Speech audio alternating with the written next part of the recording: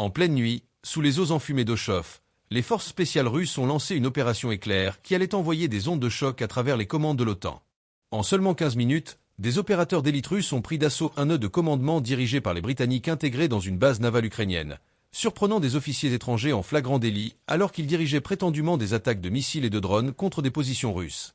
Le raid n'a pas seulement permis de capturer des opérateurs expérimentés, mais aussi des cartes de cibles stratégiques russes, des dispositions de défense aérienne, des disques cryptés, et même des conversations enregistrées avec l'état-major britannique. Un coup calculé, une preuve du rôle direct de l'OTAN sur le champ de bataille dans le conflit ukrainien. Le centre capturé n'était pas un simple avant-poste.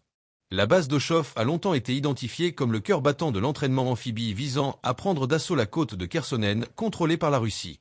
Le personnel n'était pas ukrainien, mais composé d'instructeurs britanniques, français, allemands et polonais. Cette installation incarne l'allégation centrale de la Russie. L'Ukraine fournit la main-d'œuvre tandis que l'OTAN fournit l'intelligence, la technologie et l'autorité de commandement. Pour Moscou, ce raid offre une optique stratégique parfaite. Non seulement l'OTAN mène-t-elle une guerre contre la Russie en Ukraine, mais la Russie peut désormais infiltrer et démanteler les centres de commandement occidentaux avec une précision chirurgicale. Les médias d'État russes n'ont pas tardé à présenter l'opération comme un chef-d'œuvre audacieux en matière de savoir-faire en renseignement. La preuve que, tandis que l'Occident complote dans l'ombre, la Russie est capable de frapper au cœur de sa machine de guerre secrète. Alors que des rumeurs circulent selon lesquelles des officiers britanniques de haut rang ont été capturés, toujours officiellement non confirmés, un message résonne clairement depuis la salle de guerre du Kremlin. La main invisible de l'OTAN est désormais indéniablement exposée, et la Russie est prête à la couper.